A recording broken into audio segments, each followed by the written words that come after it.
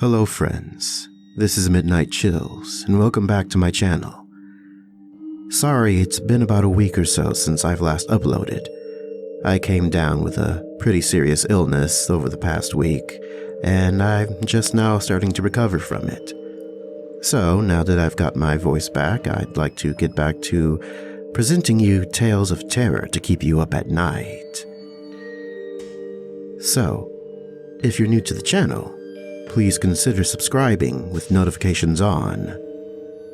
And if you enjoy this video, be sure to leave a like at the end and let me know in the comments.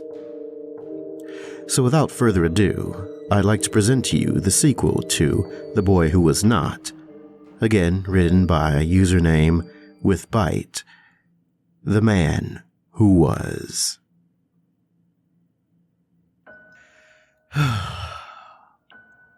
What do I remember next? I remember touching my mom's face.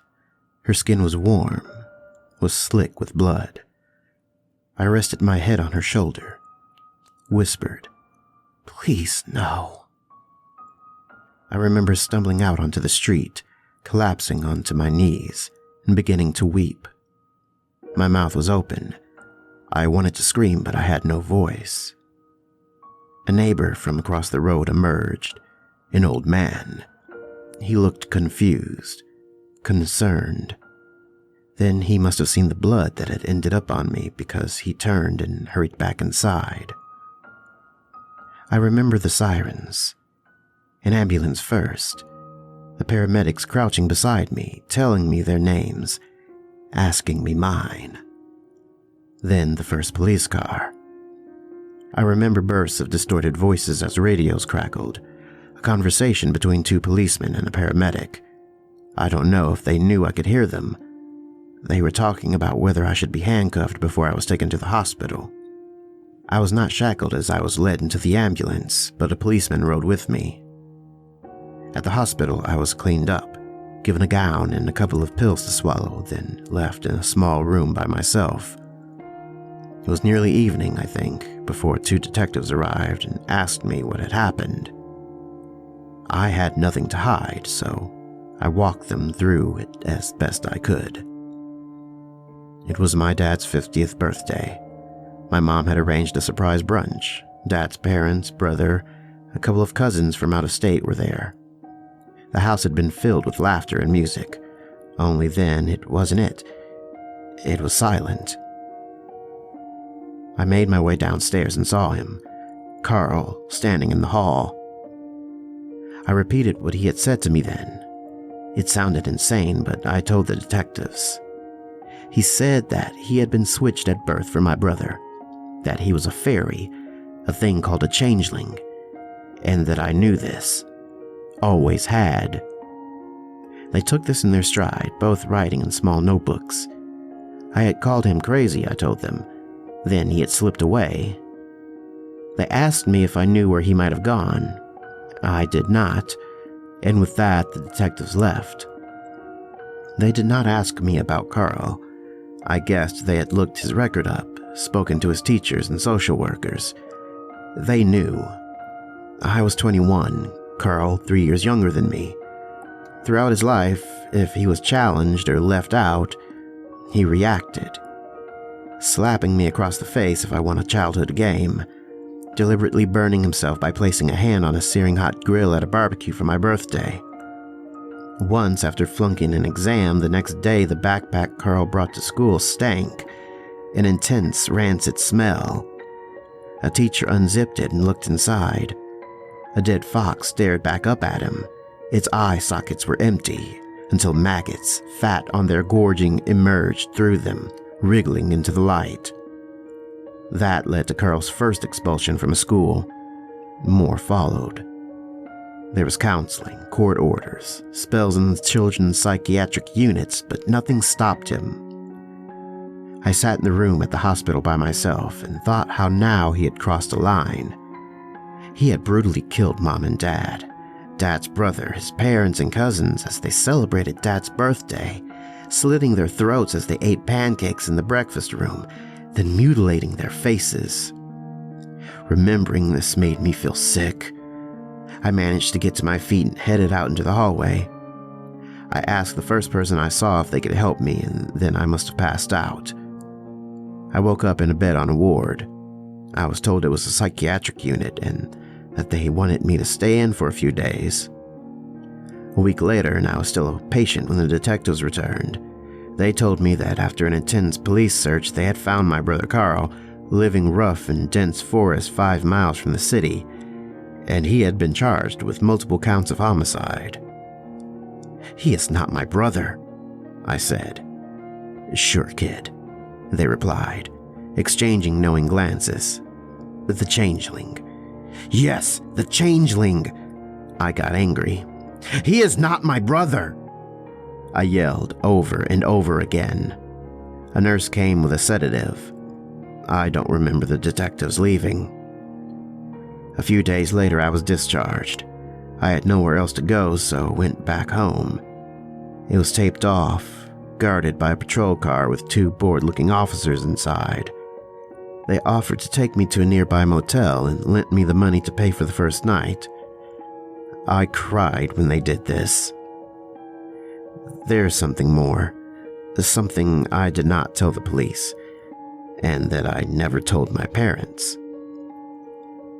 Lying on the bed in the motel room the next morning, I thought again about that day.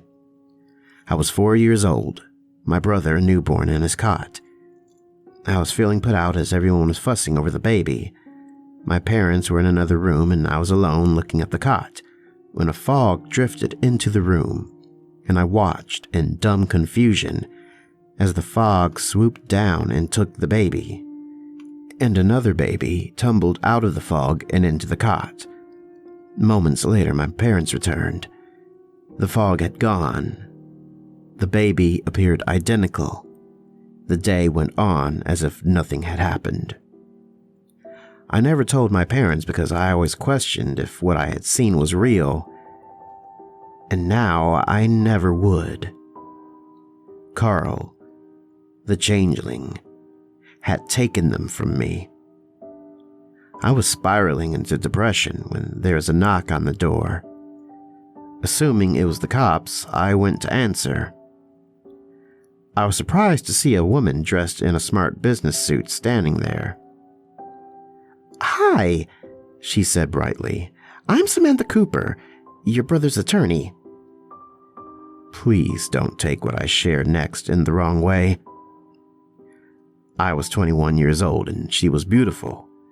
In her early 30s, long auburn hair, and she smelled good. Hell, she smelled good. So instead of telling her to get lost because Carl was not my brother, I invited her in. I perched on the end of the bed. She stood. I was suddenly aware of the stale smell in the small room, painfully aware that a lot of it was coming from me. I was wearing thrift clothes from the hospital and had not showered for I could not remember how long. Have I mentioned that she was beautiful? "So," she began, breaking what was becoming an uncomfortable pause, "I have been appointed by the state to defend your brother. What has happened is a tragedy, and to be straight with you, a lot of people have already made their minds up. But no matter how difficult a past your brother has had, everyone deserves a fair trial, and I will do everything in my power to ensure that happens." She paused and took a breath. I had a feeling she had practiced that little speech and was relieved it was out of the way. I considered telling her she was wasting her time, that Carl was a grade A psycho and a maximum security cell was the best place for him to spend the rest of his damned life. Only she smiled at me. Wow. "Carl," she continued as I appeared to have been struck dumb, "says that he did not kill anyone. He seems disoriented, somewhat distant, which is in some ways understandable, considering the circumstances. One thing he has been clear on, though, was when I was trying to talk to him about the events leading up to the killing, I mentioned his brother being in the house, and he looked straight at me and said, 'I want to see him.' So, what do you say? It could help, and at this moment in time, your brother needs all the help he can get. Once, I thought. I will see him once, to tell him face to face that I hate him, and I hope he burns. I kept this to myself. I nodded. Okay, I said. I will see Carl. The next day, a taxi collected me, and Samantha met me at the prison entrance. I had showered, though the lukewarm water had made me feel slimy instead of clean, and I had no new clothes to change into. There was no mention of a dress code among the many warning signs we passed as we went through the signing in process. Luckily, I thought bitterly. Finally, we were led into what looked like a rundown office. We have an hour, Samantha told me as she took documents, a pad and pen out of her briefcase and laid them on a table. So let's not rush or pressure Carl. It would be ideal if he feels he can open up because you're here. I bit my tongue. She had no idea. The door clicked open and a man was led inside, flanked by 2 guards.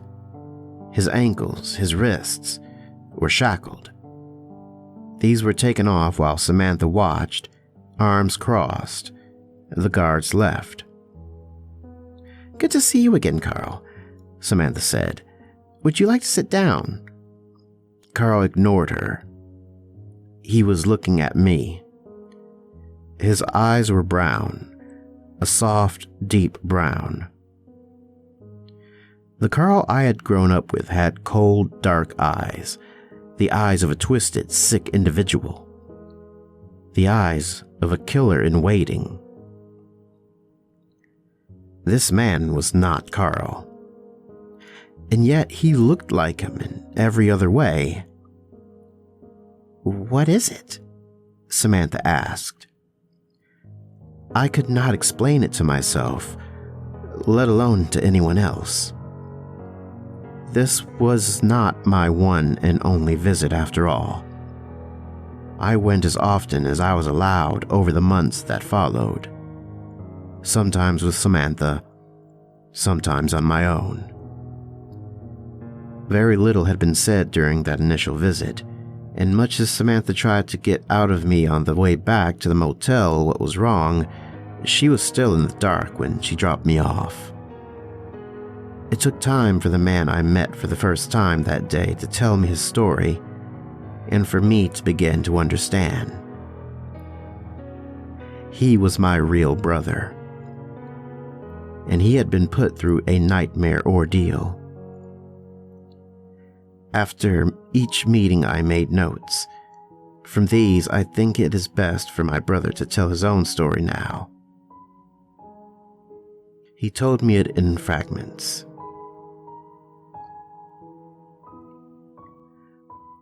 I have been scared my entire life. I have felt alone and knew that I was different. I lived in a ramshackle hut made of scraps of wood deep in a forest. The canopy of the trees was thick, and I lived even in the hottest days in shadow. Fat flies and grubs would come into my hut and settle on my skin. I would pick them off and eat them. I would doze and dream. I dreamt of my hut and the forest and the skirting insects. Of the others, I do not know if they were part of my dream, if they came in my sleep, or they came in the real. They were tiny creatures, not much bigger than one of the bees which I used to watch hovering over the forest floor. They wore leaves and painted their faces with mud. They chattered constantly among themselves. That's how I knew when they were coming. The growing hum of their voices and the fluttering of their wings. Apart from these translucent things on their backs, they had the features of a person.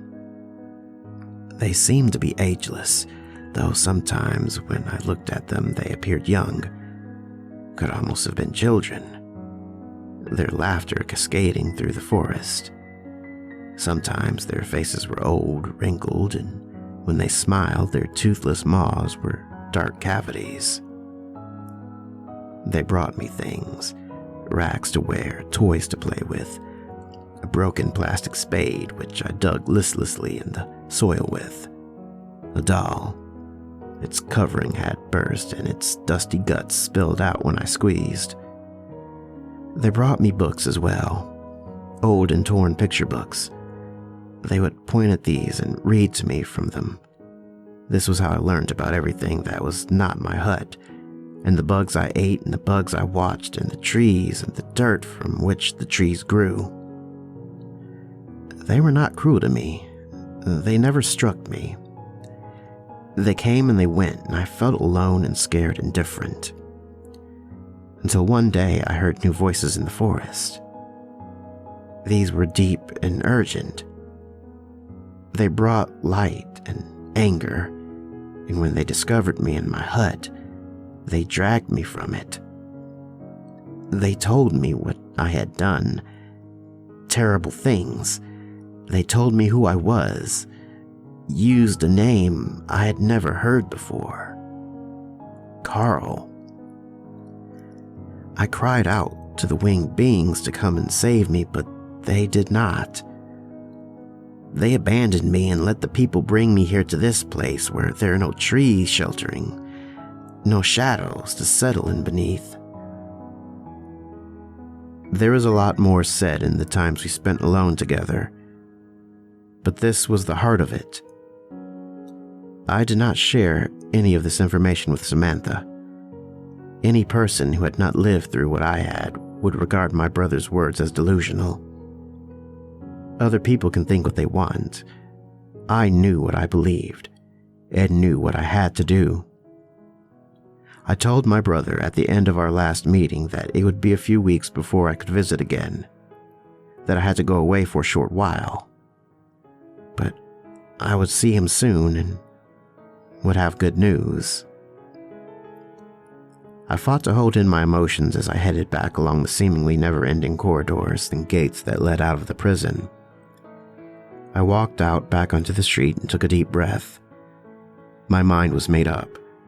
I was going to go into the forest, deep, deep into the forest, where my brother had been found by the police search team, and I would find proof of the changeling's existence, of my brother's innocence. I set off before dawn. I had a backpack with water, chocolate, dried fruit, a torch, a sleeping bag. I caught a bus to the outskirts of the city, and from there I walked. When this plan was forming, I had asked Samantha to show me on a map where the police found my brother. Just curious was how I had answered when she asked me why.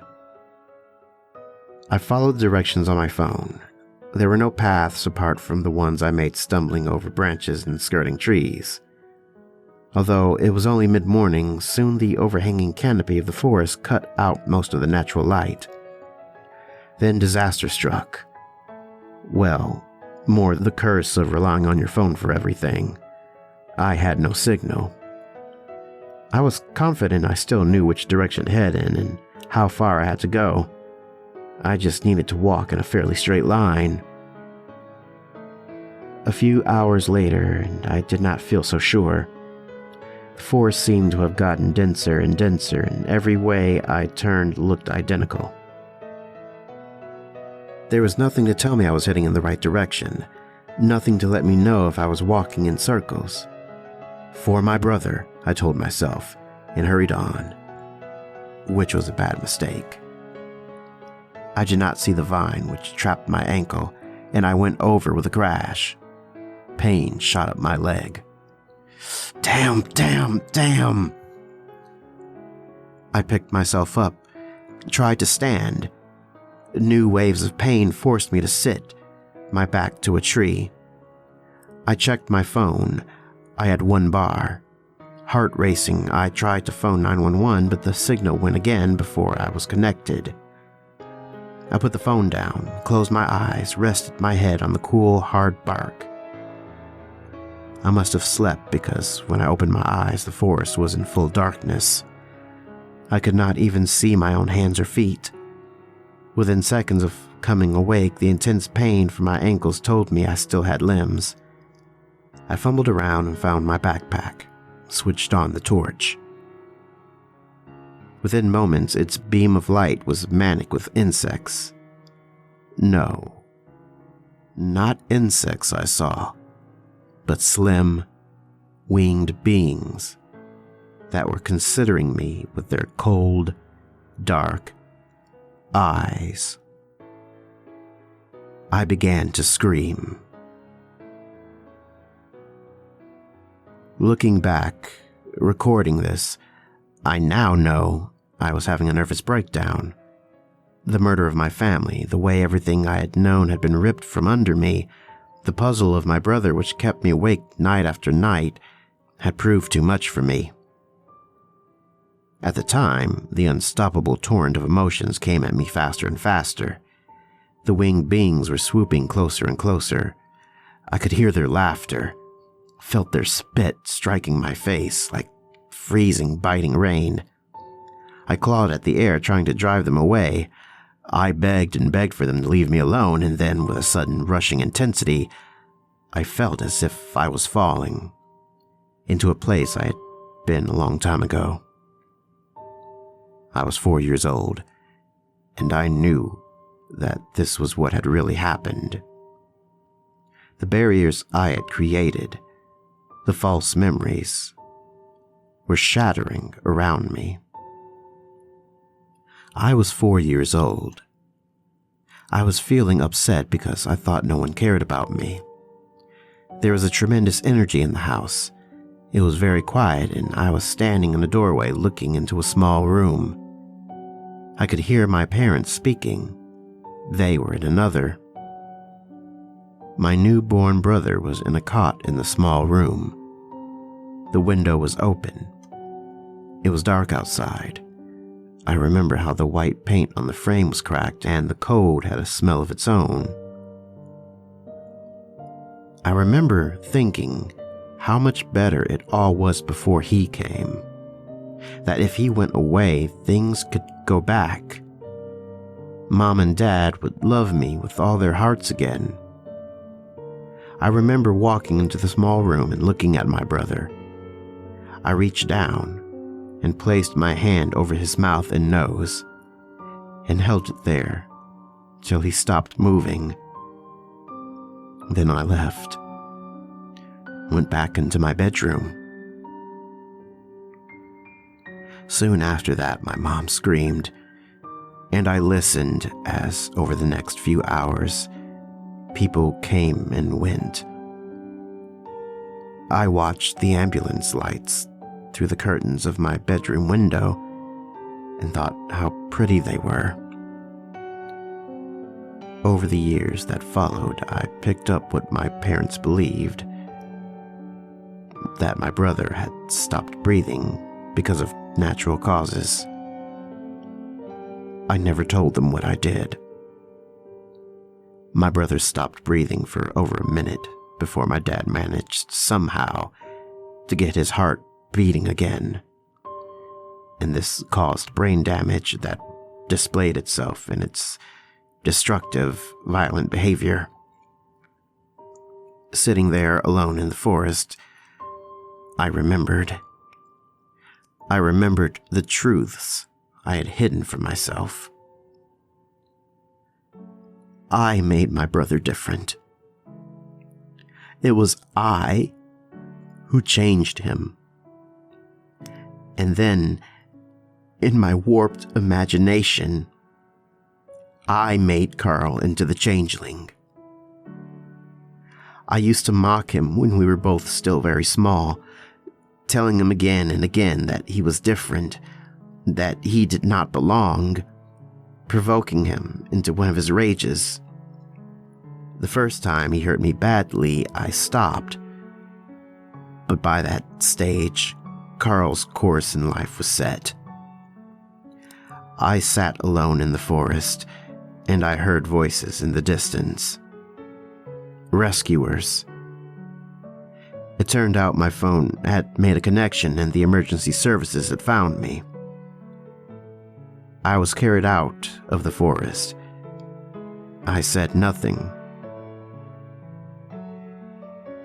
My secrets, my actions, were burning inside of me. Eventually, we reached the ambulance waiting on the edge of the forest. At that moment, I wanted to die. I had not found proof of my brother, Carl's innocence. Instead, I had discovered my guilt. He would still spend the rest of his life in prison, though, once he was found guilty of the murders, as he surely would. A light was showing on my phone. I had a voicemail. Listlessly, I pressed play. It was Samantha. Her voice was bright as ever as she began to speak, and I felt an overwhelming sadness. "I have found evidence the state has been sitting on," she said, "and we have new grounds for hope, a new argument I can and will make in court at your brother's trial." There was a pause then. I imagined Samantha catching her breath, wanting to stay always professional. And her voice was calm, level. When she tore my world once more apart. "There was DNA found in the house that does not match your family. Whoever else was in there that day was not your brother."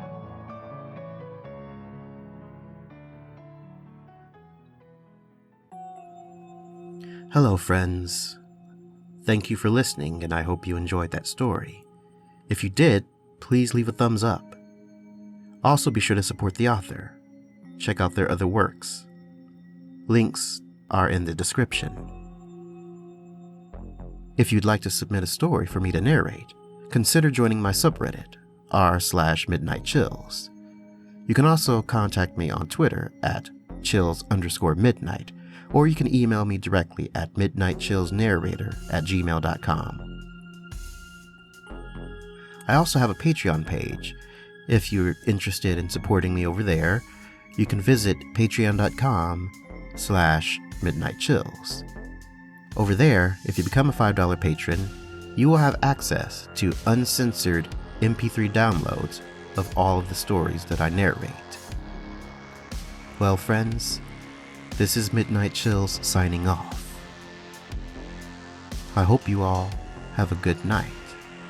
And if you can't sleep, just chill.